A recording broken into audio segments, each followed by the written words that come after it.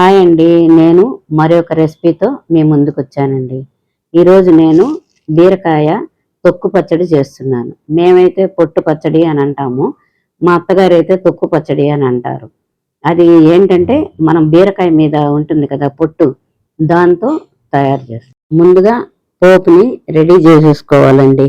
దానికి కావలసిన పదార్థములు శనగపప్పు, మినపప్పు, ధనియాలు, ఎండుమిరపకాయలు, చింతపండు, కరివేపాకు, ఉప్పు. అయితే చింతపండుని అయితే నేను చిన్న చిన్న ముక్కలుగా వేసానండి. ఎందుకంటే మనం మిక్సీలో వేస్తే బాగా మెత్తగా రావాలని చెప్పేసి నేను చింతపండుని చాలా చిన్న చిన్న ముక్కలుగా తయారు చేశాను అన్నమాట. తర్వాత మనం రుబ్బేటప్పుడు అయితే కొంచెం చిన్న బెల్లం ముక్క కూడా వేశాను.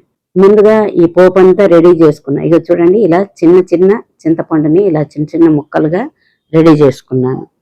తర్వాత ఈ పోపు అంతా రెడీ అయిపోయింది కదా, ఈ బీరకాయ పొట్టు ఉంది కదా, ఆ బీరకాయ పొట్టుని నేను చిన్న చిన్న ముక్కలుగా కట్ చేశాను. చిన్న చిన్న ముక్కలుగా కట్ చేసి దాన్ని కూడా మనము నూనెలో వేయించుకోవాలి.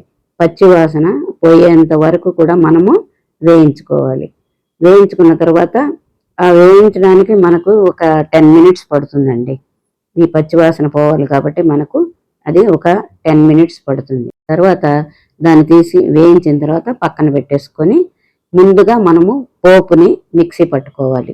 ఆ పోపు మెదిగిన తర్వాత అప్పుడు మనం ఈ పొట్టుని మిక్సీలో వేసుకోవాలి. చాలా మెత్తగా ఉంటేనే ఇది బాగుంటుందండి. అంతా కలిపి మనకు ఒక 20 మినిట్స్లో ఈ పచ్చడి రెడీ అయిపోతుందండి. తర్వాత ఈ పచ్చడి అయిపోయిన తర్వాత మనం పైన మళ్ళీ కూడా కొంచెం పోపు వేసుకుంటే బాగుంటుంది.